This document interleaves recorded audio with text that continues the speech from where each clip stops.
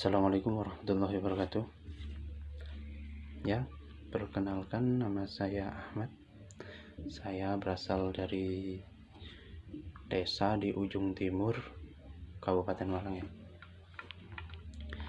Langsung saja, dalam video-video yang akan saya unggah ini saya bakal menceritakan tentang pengalaman pribadi saya ya.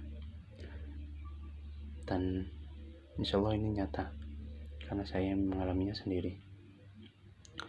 Karena mulai dari kecil, entah kenapa saya itu sering bisa melihat makhluk-makhluk yang seharusnya orang lain sulit untuk melihatnya. Tapi mulai dari kecil saya sering melihat mereka. Nah, di sini untuk video pertama ini ya, mohon para pemirsa untuk like, komen, subscribe agar saya lebih bersemangat lagi untuk mengupload video-video atau pengalaman-pengalaman mistis yang pernah saya alami.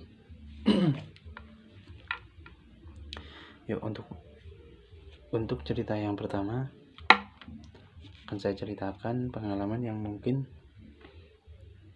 paling menakutkan ya bagi saya, mungkin ya. Waktu itu mungkin sekitar 7 atau 8 tahun yang lalu, ketika saya masih bersekolah status SMK ya. Waktu itu saya sekolah sekaligus bekerja setelah pulang sekolah di sebuah peternakan ayam dan sapi. Dalam satu tempat ada 2 ternak ya.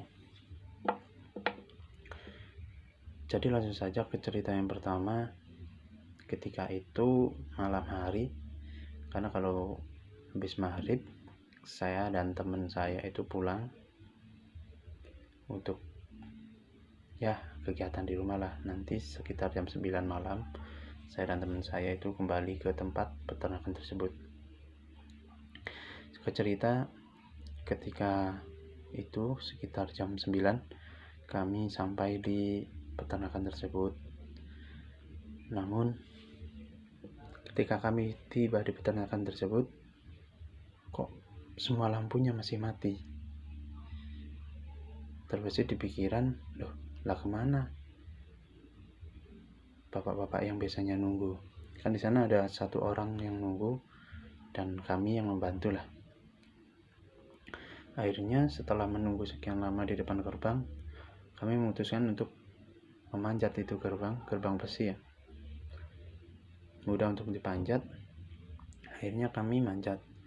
Lalu kami pergi ke kamar kami untuk istirahat. Ternyata kunci kamarnya tidak ada. Kami mencari ke sana kemari. Tempat kunci tersebut biasanya ada, kunci tersebut tidak ada. Akhirnya dengan berat hati kami memutuskan untuk tidur di musola. Musolanya masih 1 lingkup di situ. Cuman perlu diketahui bahwasanya musola tersebut agak terbengkalai di bawah rimbunan pohon bambu ori. Kalau di sana nyebutnya bambu ori. Musola tersebut dengan tembok samping-sampingnya hanya sebatas pusar. Jadi atasnya itu gak ada apa-apanya gitu. Akhirnya kami memutuskan untuk tidur di sana.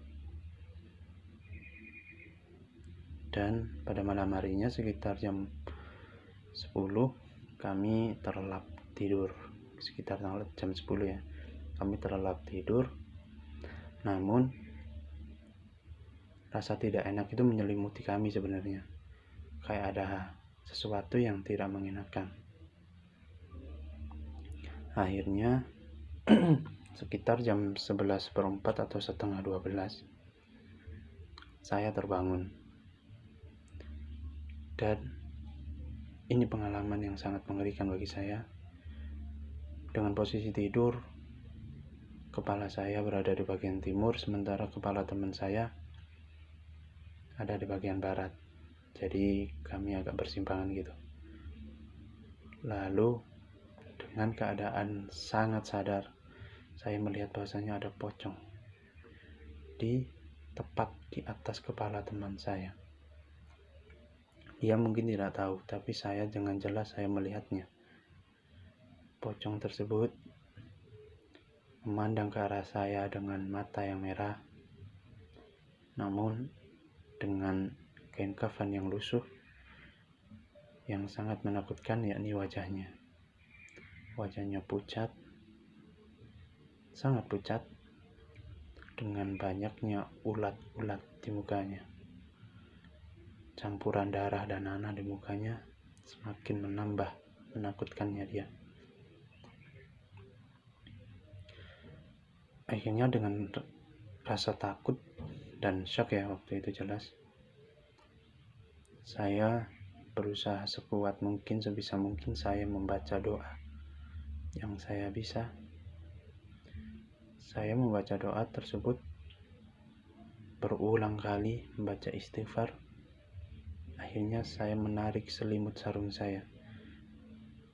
Kami tidur hanya menggunakan berselimutkan sarungnya. Jadi saya mencoba untuk menutup muka saya dengan sarung tersebut. Begitu berat, sangat berat untuk menggerakkan tubuh saya. Semakin saya lihat ke mata itu pocong, semakin dekat dia ke arah saya. Akhirnya dengan sekuat tenaga saya menutup muka saya dengan sarung tersebut dan saya baca doa sebanyak-banyaknya.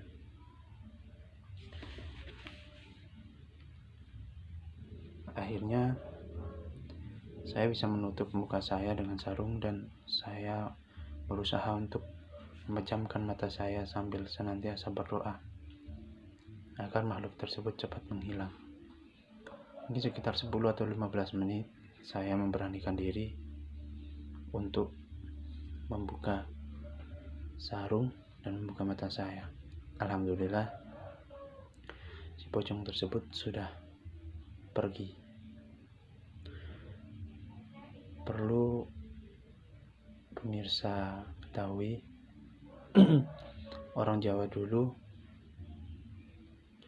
sering bilang bahwasanya rimbunan bambu ori adalah tempat yang disukai para pocong tersebut. Akhirnya sekitar jam 12 saya bangunkan teman saya dan saya ajak dia pulang, meskipun dia udah ngantuk berat, tapi saya paksa untuk pulang daripada terjadi lagi sesuatu yang tidak mengenakan. Alhasil kami memanjat lagi itu pagar besi. Setelah ditimur pagar besi, dan perlu diketahui juga bahwasanya peternakan tersebut berada di tengah-tengah perkebunan yang sangat jauh dari pedesaannya, dari perumahan orang-orang. Ketika habis memanjat pagar tersebut, teman saya tiba-tiba berjalan sangat cepat sekali hingga saya mengikutinya dengan setengah berlari. Mukanya agak pucat, dia seperti ketakutan. Lalu ketika sudah sampai di jalan raya dan perumahan padat penduduk, meskipun jam 12 malam ya, saya beranikan diri untuk bertanya kepadanya, "Hei, kenapa sih kamu kok lari-lari tadi? Emang kenapa?" Dengan terbata-bata dia mengatakan bahwasanya, "Aku tadi melihat seorang wanita berpakaian putih di pohon nangka." Itu juga kata orang-orang terdahulu bahwasanya pohon nangka juga tempat yang sangat disukai oleh kuntilanak. Akhirnya teman saya berlari juga. Akhirnya kami pulang dengan cara berlari ketakutan. Mungkin satu video ini saja dulu dan satu pengalaman ini saja yang akan saya upload di video pertama ini, dan masih banyak cerita-cerita horor yang akan saya ceritakan. Perlu diketahui juga bahwasanya pengalaman ini benar-benar terjadi